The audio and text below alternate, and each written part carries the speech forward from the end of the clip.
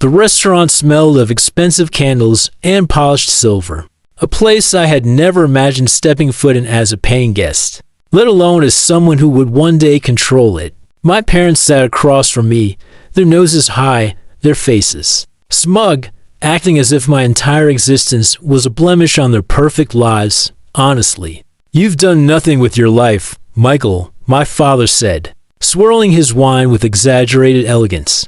"I don't know why we even try to include you in family dinners anymore. You're just poor." My mother nodded, her pearls clinking as she sipped. "It's embarrassing, really. People must wonder why we even let you sit here."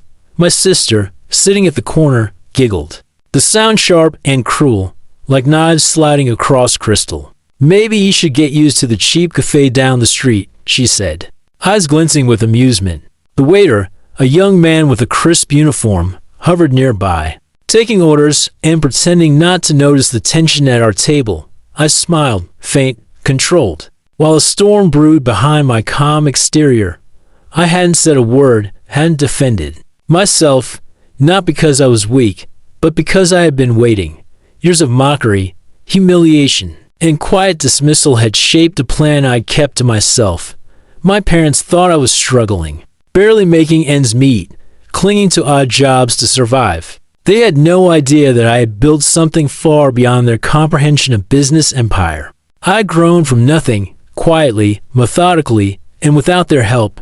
Dinner progressed slowly, their condescension dripping from every sentence. They ordered the finest dishes, wines imported from Europe, laughing about trivial matters while glancing at me as if I were invisible. I kept my fork poised, my movements precise, my mind replaying every insult, every belittling glance, every night I'd spent alone, wondering if my family would ever see me as more than a failure. The moment arrived when I excused myself briefly, stepping out to the valet with a polite nod. I returned moments later, wearing a tailored jacket and a faint smirk. Not revealing the reason behind it, the waiter approached, eyes bright, bowing slightly. "Good evening, Mr. Michael," he said, voice firm and professional. I ignored him, letting him lead me to the table like a phantom of their ignorance. And then, as I settled back into my chair, the waiter cleared his throat, standing tall beside the table. And in a voice that carried through the room, he said, "Welcome back, owner." My parents froze, the wine glass trembling in my father's hand. My mother's mouth opened, then closed, then opened again, unable to form words. My sister's laughter died in her throat, replaced by wide-eyed shock. I leaned back, watching, the subtle tremor in their composure, savoring the silence, the disbelief, the slow dawning horror that the child they had mocked, the one they had called poor, was the man who owned everything they had been showing off all evening. The waiter handed them menus that now belonged to their son. My father's face paled, a flicker of fear and anger mixing in his eyes. My mother's hand shook slightly as she reached for the wine, realizing this table, this place, and even the people serving them were all under the command of the very son they had humiliated for years. I sipped my water, calm, unshaken, letting the weight of revelation sink into the air, thick as the expensive aroma surrounding us. No words came from them, only the faint clatter of silverware, the subtle movements of shocked diners around us, and the steady, quiet presence of a man who had spent years building power in the shadows while they had laughed at his so-called poverty. And in that silence, I felt the rush of satisfaction that comes not from vengeance through violence or chaos, but through truth, undeniable and undeniable, laid bare in plain sight. I let them stew, ignored their stammered questions, and smiled inwardly at the slow unraveling of their arrogance. This was only the beginning. Their pride, their condescension, their mockery. They had invested years in teaching me patience, in making me strategic, in molding me into someone they would never expect to rise. And now, rising while they remained seated, powerless, staring across the table at the son they had underestimated, the man they had laughed at, the one who would finally make them remember every insult they had ever thrown. My father's face turned red, then white, then a mix of every emotion he'd ever tried to hide behind arrogance.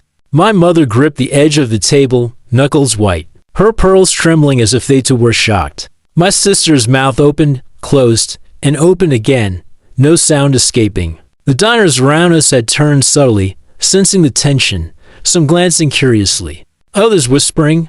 I set my glass down slowly, deliberately, enjoying the pause, letting the weight of reality sink into every corner of the room. "Dinner is on me tonight," I said, calm and controlled, "and every night after, if you're lucky enough to be invited." Their jaws tightened, words failing them, fumbling over the embarrassment they had never imagined facing. The waiter, standing straight and proud beside me, repeated softly, "Welcome back, owner."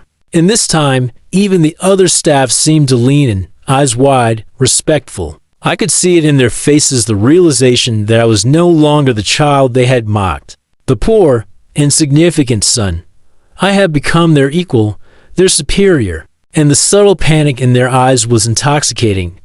I leaned forward slightly, voice gentle but cutting.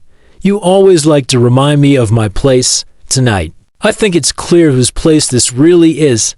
I let the words hang, heavy, as my parents shifted uncomfortably. My mother tried to speak, but I interrupted with a polite smile.